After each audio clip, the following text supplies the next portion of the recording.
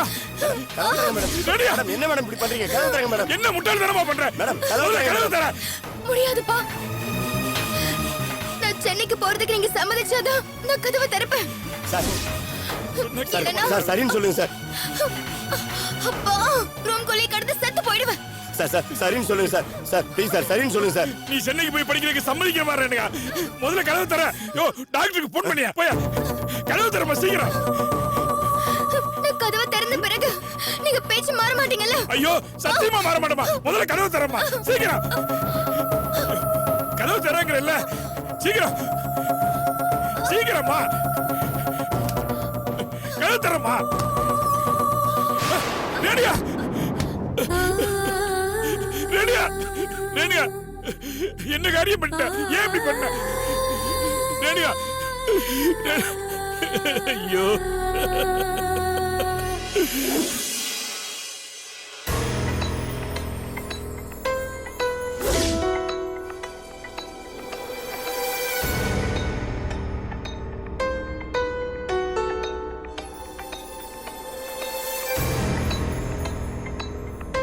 நல்ல வேலை சார், நரம்பு கட் ஆகல. இல்லைன்னா உயிருக்கு ஆபத்தா போயிருக்கும்.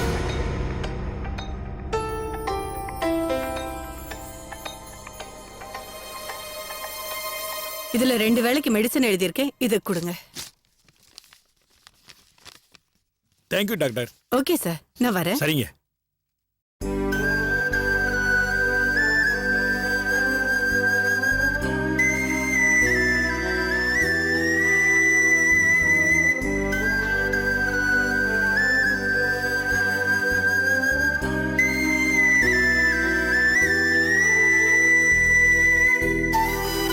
ஏமா அப்படி பண்ண? எனக்கு இருக்கிறது நீ ஒரே பொண்ணு.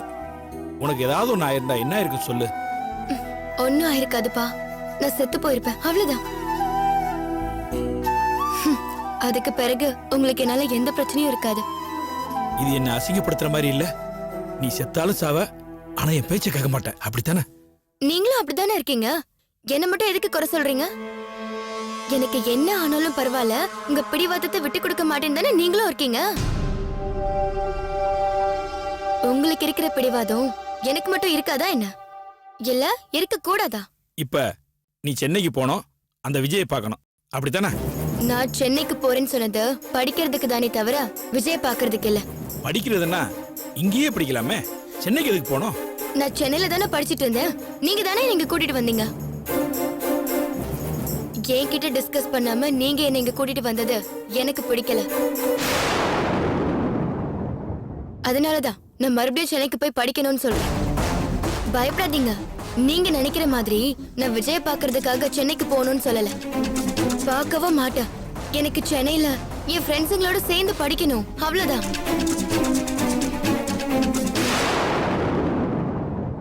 சரிம்மா, உன் விருப்பப்படியே நீ சென்னையில படிச்ச அதே காலேஜில் படிக்கிறதுக்கு நான் ஏற்பாடு பண்றேன், போதுமா? தேங்க்ஸ் பா. சரி, நீ ரெஸ்ட் எடுத்துக்க, நான் அப்புறமா வந்து பாக்குறேன்.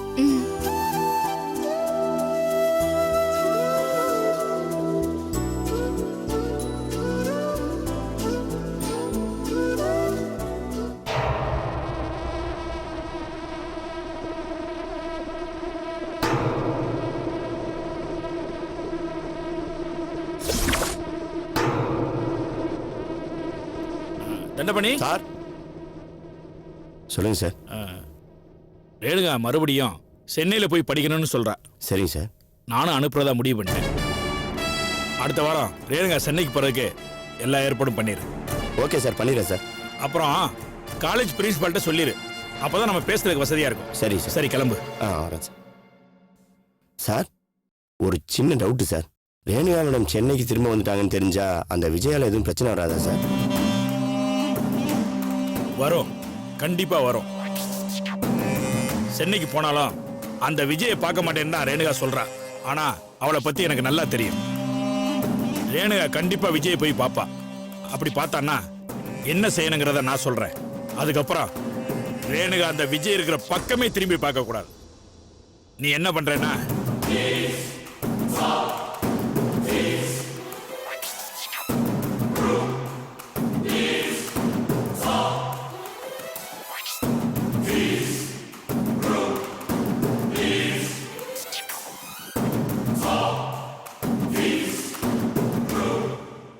என்ன புரிஞ்சதா? Okay sir. போய் வேலையை பாரு. வரேன் சார்.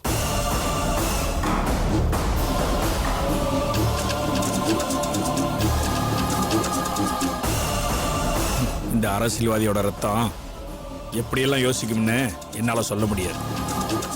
எனக்கு எப்பவுமே ஜெயிச்சு தான் பழக்கம். இதையும் ஜெயிச்சு காட்டுறேன். என்ன மாடு கத்துது? ஏ கௌரி, கௌரி, என்னம்மா? ஏண்டி மாடு கத்துறது உனக்கு கேக்கலையா? போய் கொஞ்சம் தண்ணி காட்டு. அப்புறம் வந்து கோழி கூட தீனி போட்டுறேன்னு. சரிம்மா. அம்மா, வா ராஜாராம். இதுல வேர்க்கடல பச்சரிசி மாவுலாம் இருக்கு. இன்னும் ஐயா அப்படியே தான் இருக்காரா? ஏதாவது மாற்றம் தெரிஞ்சுதா? அவர் மாறவே இல்ல. அவர் பிடிவாதான் அப்படியே இருக்கு. அதெல்லாம் போக போக சரியாயிடுமா.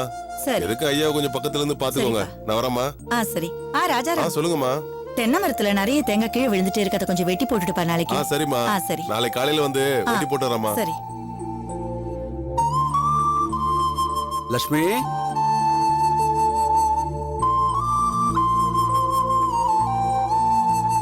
லட்சுமி, இதோ வந்துட்டேங்க. கூட்டிங்களா? கொஞ்சம் வேலையா இருந்தேன். என்ன விஷயம் சொல்லுங்க.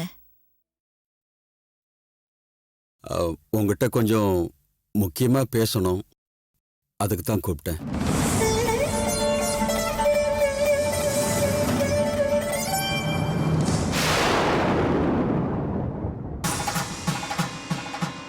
என்னை கல்யாணம் பண்ணிக்கிட்டு நீ சந்தோஷமா இருந்ததை விட கஷ்டப்பட்டது தான் அதிகம்னு எனக்கு தெரியும்.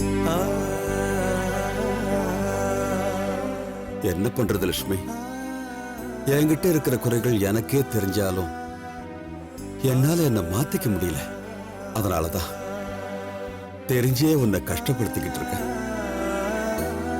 ஏங்க இப்படி எல்லாம் பேசுறீங்க? நீங்க கஷ்டப்படுத்துறதா நாங்க யாரும் நினைக்கவே இல்லையே. ஏதோ நம்ம நேரம் சரியில்லை, நடக்க கூடாதெல்லாம் நடந்துட்டு இருக்க. அதுக்காக காலம் இப்படியே போயிட்டு இருக்காதுங்க. நமக்கும் ஒரு விடிவு காலம் பிறக்கும். அது வரைக்கும் நீங்க மனசை தளர விடாம தைரியமா இருங்க. இவ்வளவு நடந்த பிறகும் நமக்கு ஒரு விடிவு காலம் பிறக்கும்னு நீ நம்புறேன்னா உன்னை பார்த்து எனக்கு ஆச்சரியமா இருக்கு. உன்ன மாதிரி என்னால இருக்க முடியலையேன்னு பொறாமையா கூட இருக்கு. எனக்கு மட்டும் இல்லைங்க, பொதுவா எல்லா பெண்களுக்கும் இயற்கையாவே கஷ்டத்தை தாங்குற சக்திய அந்த கடவுள் அதிகமாவே கொடுத்திருக்கான். அதனாலதான் பெண்களுக்கு எவ்வளவு பிரச்சனைங்க வந்தாலும் அதுல இருந்து அவங்களால மீண்டு வர முடியுது.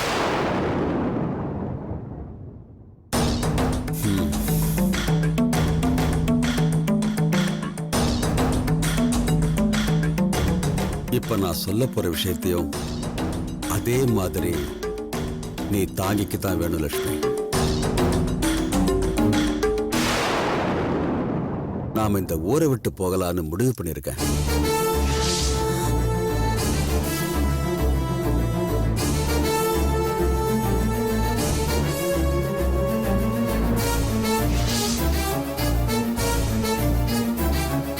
என்னோட இந்த முடிவு உனக்கு பெரிய அதிர்ச்சியா இருக்கும்னு எனக்கு தெரியும்.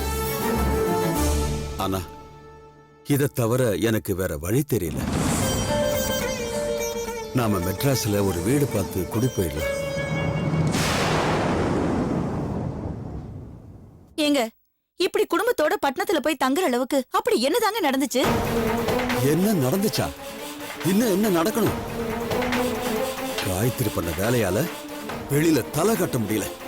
சரி, அவளால பட்ட அவமானத்தையும் கலங்கத்தையும் இதோ நிக்கிறாளே உன் சின்ன மகன், இவளுக்கு கல்யாணத்தை பண்ணி வச்சு அதை தொடச்சிடலாம் நினைச்சேன். ஆனா என்ன நடந்துச்சு பார்த்தல்ல?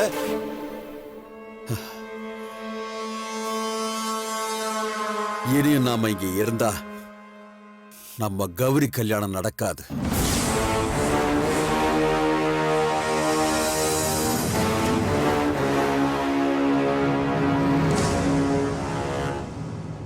காயத்ரி பண்ணிட்டு போன பாவத்தோட நிழல் கௌரியோட வாழ்க்கையை பாதிக்காம இருக்கணும்னா கௌரி கல்யாணம் நல்லபடியா நடந்து அவளாவது கரை சேரணும்னா நாம இந்த ஊர்ல இருக்கக்கூடாது.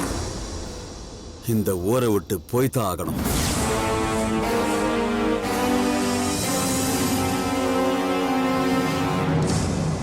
போய் நம்ம நிலத்தை குத்தகை கொடுத்த விஷயமா மாணிக்கத்துக்கிட்ட பேசிட்டு அப்படியே வீட்டுக்கு அட்வான்ஸ் கொடுக்கறதுக்கும் வீட்டு செலவுக்கும் பணத்துக்கு ஏற்பாடு பண்ணிட்டு வரேன்.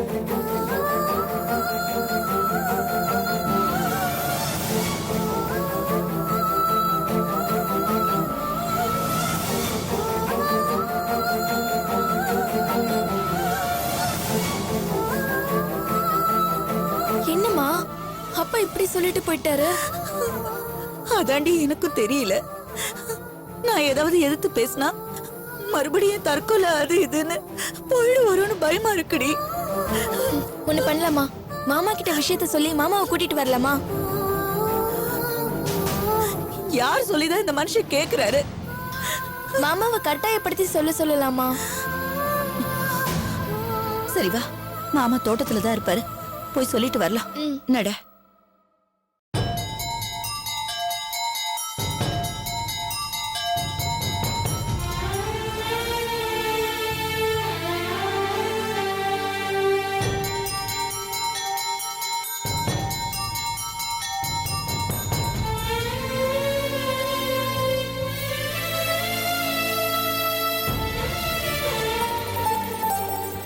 மேடம், நான் போன்ல சொன்ன பொண்ணு இவதான். ரொம்ப நல்ல பொண்ணு. பாவம் இந்த பொண்ணு எந்த தப்பும் பண்ணாம இவ வாழ்க்கையில இப்படி நடந்து போச்சு. இவளை பத்தின எல்லா விஷயத்தையும் மறைக்காம நான் உங்ககிட்ட சொல்லிடுறேன். அதுக்கப்புறம் நீங்க தான் முடிவெடுக்கணும்.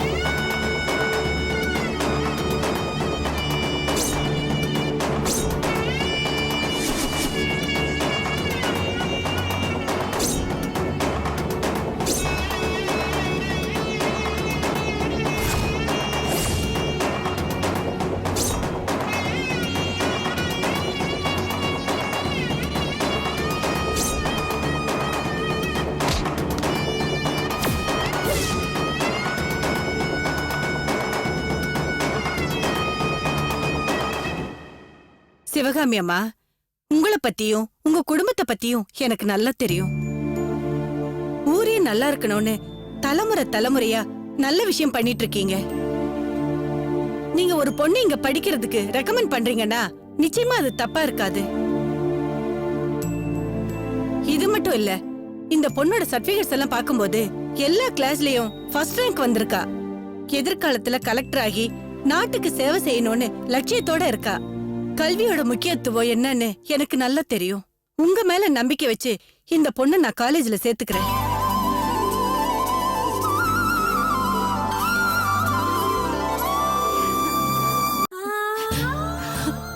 ரொம்ப தேங்க்ஸ் மேடம். ஏமா, எதுக்காக கண் கலங்குற? இல்ல மேடம், என் வாழ்க்கையில நடந்த சம்பவங்களால இனிமே நான் படிக்கவே முடியாதுன்னு நினைச்சிட்டு இருந்தேன். பாட்டி என்ன படிக்க வைக்கிறேன்னு சொன்னப்போ சந்தோஷமா இருந்தாலும் அது நடக்குமான்னு பயமா இருந்துச்சு. உங்க காலேஜ்ல எனக்கு சீட்டு மட்டும் கொடுக்கல, நான் தோத்துட்டதா நினைச்சு என் வாழ்க்கைய ஜெயிக்கிறதுக்கு ஒரு சந்தர்ப்பம் கொடுத்திருக்கீங்க. என் கனவையும் என் லட்சியத்தையும் எனக்கு மீட்டு கொடுத்திருக்கீங்க. ரொம்ப நன்றி மேடம். இத நான் சாகுற வரைக்கும் மறக்க மாட்டேன். உன்ன மாதிரி ஒரு நல்ல ஸ்டூடெண்ட்டுக்கு ஹெல்ப் பண்ண முடிஞ்சதுல எனக்கும் சந்தோஷம்தாம்மா. நல்லா படி, நாளைக்கே வந்து காலேஜ்ல சேர்ந்துக்க. All the best. Thanks madam. வரோமா? நல்லதுமா. வா காயத்ரி, வா. அங்க ஒரு குழி தோண்டு, எல்லாம் காஞ்சி போய் கிடக்கு, எல்லாத்துக்கும் தண்ணி ஊத்து. ஐயோ, இந்த வெயில தங்கச்சி எதுக்காக இங்க வருது? கௌரி வேற கூட வர்றா. என்னம்மா, ஏதாவது பிரச்சனையா? கௌரி, என்னம்மா ஆச்சு? அம்மா ஏன் அழுகுறாங்க? அப்பா ஏதாவது திட்டினாரா? இல்ல மாமா, திட்டல எதுவும் செய்யல. அப்பயே உங்க அம்மா அழறா. லட்சுமி, அழுகிறத நிறுத்திட்டு என்ன நடந்துச்சுன்னு சொல்லு. என்னாச்சு? மாப்பிள்ளை ஏதாவது சொன்னாரா? அவரை திட்டி இருந்தாலும் இல்ல அடிச்சிருந்தாலும் பரவாயில்லையே, அதை என் தலை விதின்னு தாங்கிக்கலாம். ஆனா திடீர்னு ஏதாவது ஒரு பிரச்சனை பண்ணிக்கிட்டே இருக்காரு. சொன்னாலும் கேக்குறது இல்லைன்னு நானும் எவ்வளவுதான் தாங்குறது. அண்ணா செத்து போயிடலாம் போல இருக்குண்ணே. இதோ இவளுக்காக தான் எல்லாத்தையும் பொறுத்து போற ஒரு பொண்ண அவரோட பிடிவாதத்துக்கு உயிரோட வாரி கொடுத்துட்ட. இவளையாவது ஒரு நல்ல இடத்துல கரை சேர்க்கலான்னு பார்த்தா கடவுள் அதுக்கு ஒரு நல்ல வழியை காட்ட மாட்டேங்கிறாரு. இப்ப என்னம்மா புது பிரச்சனை? அண்ணே இந்த ஊரை விட்டே போயிடலான்னு சொல்றாருண்ணே. என்னது ஊரை விட்டு போகணுமா? எதுக்கு? அந்த தரகர் சொன்னதை மனசுல வச்சுக்கிட்டு இந்த ஊர்ல இருந்தா கௌரி கல்யாணம் நடக்காது, பட்டணத்துக்கு போயிடலான்னு சொல்றாருண்ணே. பட்டணத்துக்கு போனா மட்டும் கல்யாணம் நடந்துருமா? என்னது? இல்ல எங்க இருந்தாலும் நடக்கிறது தானேன்ற அர்த்தத்துல சொன்னேன். இப்படி அபசகுணமா பேசுறதை விட்டுட்டு பேசாம இரு.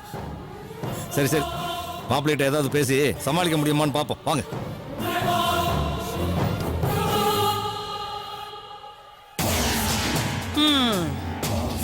தோட்ட வேலையெல்லாம் விட்டுட்டு தங்கச்சி கொண்டுன்னா அப்படியே ஓடிடுறது. இந்த மனுஷனை எப்ப திருத்துறது? ஏன் இங்கே வேடிக்கை பார்த்துட்டு இருக்க? ஒழுங்கா குழிய தோண்டியா? ஏமா அங்கேயே எவ்வளவு நேரம் செஞ்சிட்டு இருப்ப? இந்த பக்கம் வா. இந்தப்பா சீக்கிரமா குழியெல்லாம் தோண்டிட்டு நீர் பாய்ச்சுற வேலையை பாரு. சரிம்மா. அப்படி என்ன பேச போறாங்க? நம்ம பங்குக்கு என்னதான் நடக்குதுன்னு போய் பாப்போம்.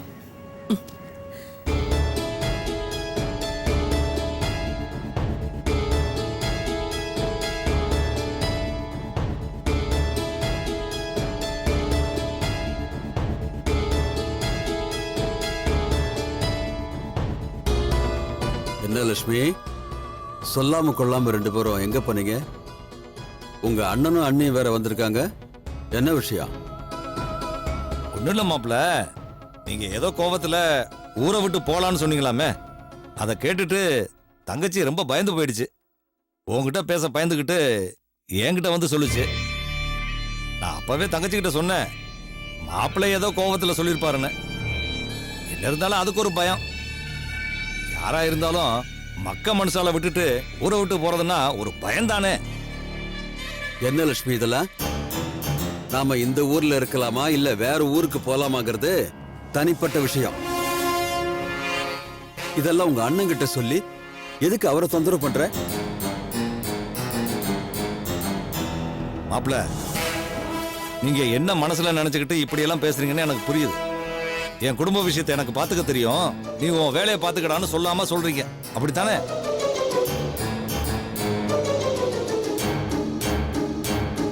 பரவாயில்லைங்க மாப்பிள்ள, நீங்க சொல்றது எதையுமே நான் பெருசா எடுத்துக்க போறதில்லை. குற்றம் பார்க்கின் சுற்றம் கெடுன்னு சொல்லுவாங்க. நீங்க கோவிச்சுக்குவீங்கன்றதுக்காக நான் வராம இருக்க முடியுமா? லக்ஷ்மி என் கூட பிறந்த தங்கச்சி, அதுக்கு ஒரு கஷ்டம்னா நான் தானே வரணும். எனக்கும் உங்க தங்கச்சிக்கும் கல்யாணம் ஆகி 24 வருஷம் ஆக போகுது. இது வரைக்கும் உங்க வீட்டு விஷயத்துல நான் தலையிட்டு இருக்கேனா? இல்ல. அப்புறம் நீங்க மட்டும் எதுக்கு நாங்க தும்முனா கூட ஓடி வரீங்க? அப்புறம் நம்ம உறவுக்காரங்கன்னு எதுக்கு இருக்கிறோம்? இந்த மாதிரி கஷ்டமான நேரத்துல ஒருத்தருக்கு ஒருத்தர் உதவிக்கிறதுக்கு தானே.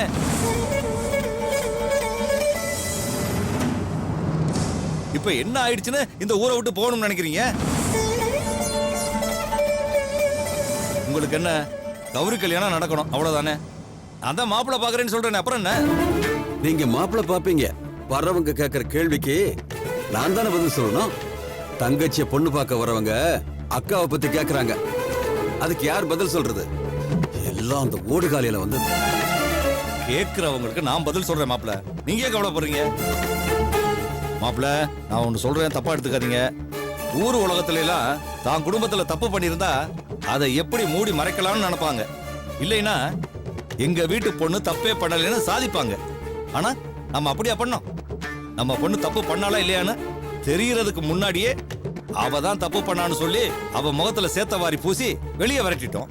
அதான் அவளோட சேர்ந்து நம்ம குடும்ப கௌரவமே வெளியே போயிடுச்சு.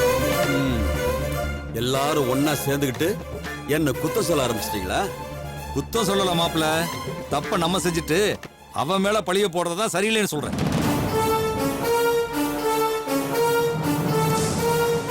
நடந்ததை பத்தி பேசி ஒரு பிரயோஜனம் இல்ல. ஏன்னா நடந்தது எதையுமே மாத்த முடியாது. நடக்க போறதையாவது நிதானமா யோசிச்சு செய்யலாம்னு தான் சொல்றேன். நீங்க எல்லாம் வேணும்னா நிதானமா யோசிச்சு பொறுமையா முடிவு பண்ணிக்கங்க. எனக்கு எந்த ஆட்சேபனையும் இல்லை. ஆனா நான் இந்த ஊரை விட்டு போகணும்னு முடிவு பண்ணிட்டேன். நான் வேணுங்கிறவங்க என் கூட வந்தா போதும்.